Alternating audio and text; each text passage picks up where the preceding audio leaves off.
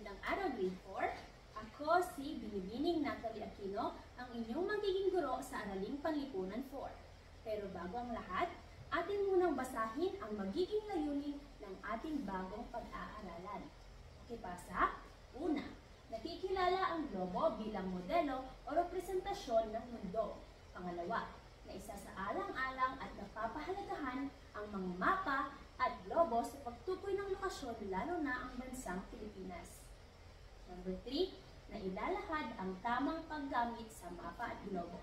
Naiintindihan ba, grade 4, kung ano ang layunin ng ating bagong tatalakayin? Okay, very good. Bago ang lahat, tumayo tayo at mag-aalay tayo ng maikling panalangin na pangungunahan ni Miss Ayes. Amen. Very good.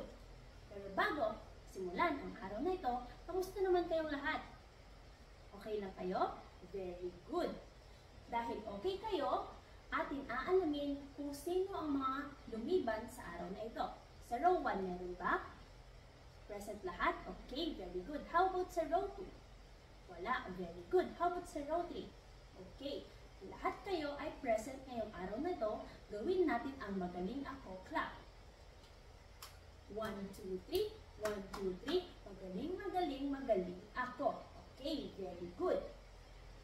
Bago natin simulan ang araw na to, titiyakin kong meron kayong pag-aaralan o may matututunan kayo ngayong araw na ito.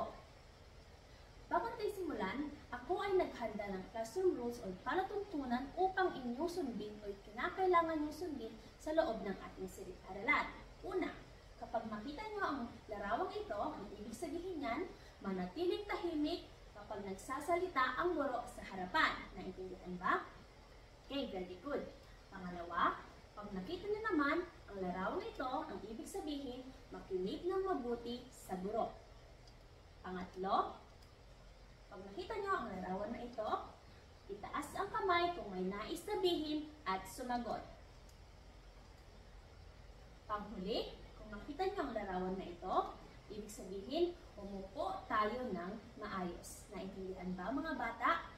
Okay, very good. Bago tayo dumako sa ating bagong aaralin, tayo muna ay magbabalik tanaw kung ano ang natutunan at napag-aaralan natin yung nakaraan. Meron akong inihanda itong 5 tanong at kailangan nyo itong sagutin kung ito ba ay tama o mali. Handa na ba ang lahat? Okay, very good. Una, ang Pilipinas ay isang bansa. Ito ba ay tama o mali? Tignan natin. Tama, very good. Ang bansang Pilipinas ay isang bansa. Pangalawa, hindi malaya ang Pilipinas kaya hindi ito isang bansa. Tama o mali? Mali. Tingnan natin. Very good. Ang Pilipinas ay malaya kaya ito matatawag na isang bansa. Pangatlo, tao, teritoryo at pamahalaan ang kailangan upang maging bansa ang isang lugar. Tama o mali? Tama. Tingnan natin. Very good. Pang-5, ang lugar na pinakakaalaman ng ibang bansa at walang sariling pamahalaan ay hindi maituturing na bansa. Tama o mali? Tama. Very good. Ang panghuli, ang Thailand ay matatawag na isang bansa dahil ito ay malaya, may sariling teritoryo, pamahalaan at mamamayan. Tama o mali? Tama. Tingnan natin. Very good. Lahat ng inyong sagot ay tama. Talaga nga namang nakikinig kayo nung nakaraan nating paksa. Katapos ng ating balik-aral, handa na ba ang lahat matuto ng panibagong paksa? Okay, very good. Pero bago ang lahat, meron ako ditong inihandang kahon. Naglalaman ito ng 2 bagay. Na kung saan, hahatiin ko kayo sa 2 grupo at ang bawat grupo ay may isang representative o tinatawag na leader. Bubunot sila dito at bibigyan ko kayo ng tig 5 minuto upang mag-gather ng information kung ano ang nalalaman sa inyong nabunot. Maliwanag ba mga bata? Okay, very good. Ang aktibidad na ito ay tinatawag nating What's Inside the Box. Naintindihan ba mga bata? Okay, very good. Sa Group A, nabunot nila ang globo. At sa Group B naman, nabunot nila ang mapa. Magaling mga bata. Lahat ng inyong sagot o nalalaman sa dalawang bagay na iyon ay tama. Sa dalawang bagay na inyong nabunot ay may kinalaman ito sa ating bagong pag-aaralan. Sa palagay ninyo, ano kaya ang ating paksa ngayong araw na ito? Taas ang kamay. Very good. Ito ay patungkol sa lokasyon o ito ay ang geografiya ng Pilipinas, paggamit ng mapa at globo. Maliwanag ba mga bata? Sa palagay niyo class, mahalaga bang malaman ang tiyak na lokasyon o kinaroroonan ng isang lugar? Bakit? Tama, magaling. Mahalaga itong malaman upang maiwasan natin ang pagkaligaw. At sa pagtiyak ng kinaroroonan o tamang lokasyon ng isang lugar, kailangan nating malaman ang pangalawa at pangunahing direksyon. Ano nga ba ito? Ito ay tinatawag na compass. Makikita sa larawan ay ang apat na pangunahing direksyon. Ito ay ang hilaga, timog, kanluran, at silangan. Habang ang pangalawang direksyon naman ay ang hilagang kanluran, hilagang silangan, timog kanluran, at timog silangan. Naintindihan ba mga bata? Ngayon, pakiulit nga ang una at pangalawang direksyon. Tama, ito ay ang hilaga, timog, kanluran, silangan. Habang ang pangalawang direksyon naman ay ang hilagang kanluran, hilagang silangan, timog kanluran, at timog silangan. Ngayon class, ano naman ang nakikita nyo sa larawan? Ito ay isang globo. Tama, nakahawak na ba kayo nito? Okay, very good. Nakikita na ba kayo nito? Very good, tama. Ito ay isang globo. Pakibasa nga ang ibig sabihin ng globo. Ang globo ay isang modelo ng mundo na nagpapakita ng eksaktong hugis ng ating planeta. Ang hugis nito ay hindi bulog, kundi oblate o oblate spheroid. Ang globo ay nagbibigay ng tamang proporsyon ng mga kontinente at karagatan. Tama, ang globo ay isang modelo ng ating mundo. Ito ay isang representasyon kung saan tayo napapabilang na planeta. Next naman natin ay anong tawag dito? Ito ay isang mapa. Pakibasa nga ang ibig sabihin ng mapa. Ang mapa ay patag na paglalarawan ng mundo o isang lugar na ipapakita sa mapa ang mga kalupaan, katubigan at hangganan ng isang lugar. Ang mapa ay isang patag na representasyon ng isang lugar. Ito ay isa ring representasyon ng ating mundo, ngunit ito ay patag kumpara sa globo na isang oblate spheroid. Ipinapakita nito ang iba't ibang impormasyon tulad ng kalsada, anyong lupa, anyong tubig at mga hangganan. May iba't ibang uri ng mapa depende sa layunin nito, tulad ng mapa sa kalsada, geografiya, politikal at klima. May mga distorsyon sa sukat at hugis ng mga lugar, lalo na sa malalaking relihiyon sa kadahilan ng patag lamang ang mapa. Naiintindihan ba mga bata? Okay, very good. Bakit kailangan pahalagahan ang globo at mapa? Upang magamit pa ito ng mga susunod na henerasyon o yung mga ading natin. Upang malaman nila ang tunay or tamang paggamit ng mga ito upang matiyak ang kinaroroonan ng isang lokasyon or lugar. Ayun mga bata, atin namang tukuyin kung ano ang mga imahinaryong linya na nakapaloob sa globo. Handa na ba mga bata? Okay, very good. Unahin na natin dyan ang linyang Ecuador. Ano kaya ang Ecuador? Ito ang Ecuador. Pakibasa nga. Ang Ecuador ay guhit na pahalang sa gitna na may 0 degree. Ito ay isang imahinaryong linya na naghahati sa mundo sa gitna. Tama, ang Ecuador ay ang pinakagitnang linya sa globo, na makikita sa globo. Ito ay ang pinakagitna na pahigang linya na makikita sa globo.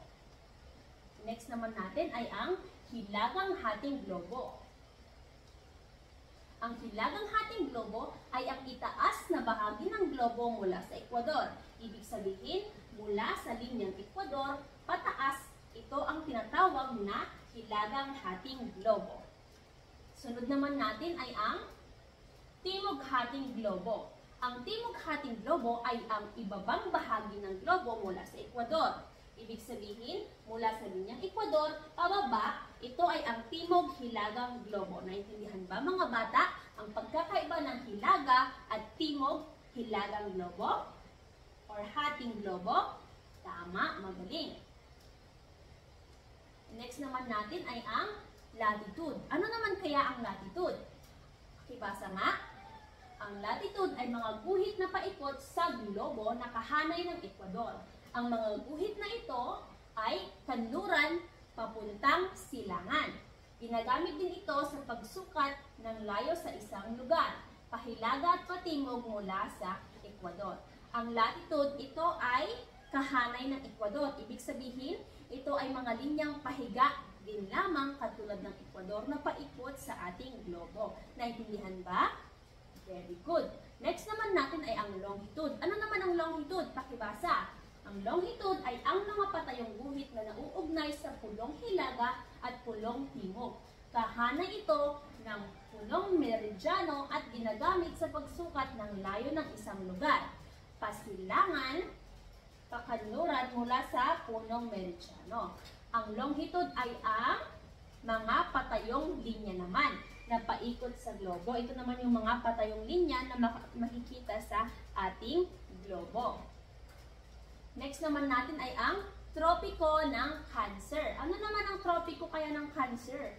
Ang pinakahilagang latitude kung saan maaaring sumikat ang araw diretso sa ibabaw sa tanghali. Ito ay matatagpuan sa guhit na 23, kalahati o sa gawing hilaga ng ekwador. Ibig sabihin, sa guhit ng ekwador, ang unang latitude ay yun ang tinatawag nating tropiko ng Cancer. Maliwanag ba? Okay. Isunod naman natin ay ang tropiko ng Capricornio. Ito ay imaginaryong linya sa paligid ng daigdig na may latitude na humigit kumulang na 23 at 5 degree sa timog ng Ecuador. Ibig sabihin, mula sa Ecuador at ang unang latitude mula sa ibaba nito, ito ang tinatawag nating tropiko ng Capricornio. Kung mula sa Ecuador, pataas ang unang latitude, tinatawag na tropiko ng Cancer. Habang sa ibaba ng Ecuador, ang pinakaunang latitude, tinatawag na tropiko ng Capricornio. Naintindihan ba mga bata? Okay, very good. Dumako naman tayo sa susunod. Ang susunod ay tinatawag na prime meridian. Ano kaya ang prime meridian? Okay, makikita sa larawan. Ang Ecuador ay ang pahigang pinakagitnang linya, habang ang prime meridian naman ay ang patayong pinakagitnang linya sa globo. Ito ay ang imaginaryong linya na dumadaan sa Greenwich, Inglaterra, at naghahati sa mundo sa silangan at kanlurang hemispero. Diba dito ang kanluran at silangan? Siya ang naghahati sa dalawang iyon. Naintindihan ba mga bata kung ano ang prime meridian? Okay, very good. Isunod naman natin ang international dateline. Ito na ang huling linya na tatalakayin natin. Ano kaya ang international dateline? Ito ay may 180 degree mula sa prime meridian at ginagamit sa batayan sa pagpapalit ng araw o petsa. Mula sa kanyang pangalan na dateline, ito ay batayan o base sa pagtukoy kung ano na ba ang araw at petsa. Maliwanag ba kung ano ang international dateline? Okay, very good. Naintindihan ba ang paksa ngayong araw? Wow, very good. Dahil dyan, gawin natin ang Magaling Ako Club. 1, 2, 3, 1, 2, 3, magaling, magaling, magaling ako. Dahil dyan, aking susukatin kung gaano ba kalayo ang inyong natutunan ngayong araw na ito. Ngayon, may 4 ditong larawan. Tutukuyin ninyo kung ano ang direksyon nila. Meron tayong 4 na pangunahing direksyon, di ba? Hilaga, timog, kanluran at silangan. Ngayon, ilalagay nyo dito kung saan nakalocate, kung ano ang nakalocate sa hilaga, timog, kanluran at silangan. Maliwanag ba? Okay, very good. Pangalawa naman ay ang pangalawang direksyon. Yung 4 na pangalawang direksyon.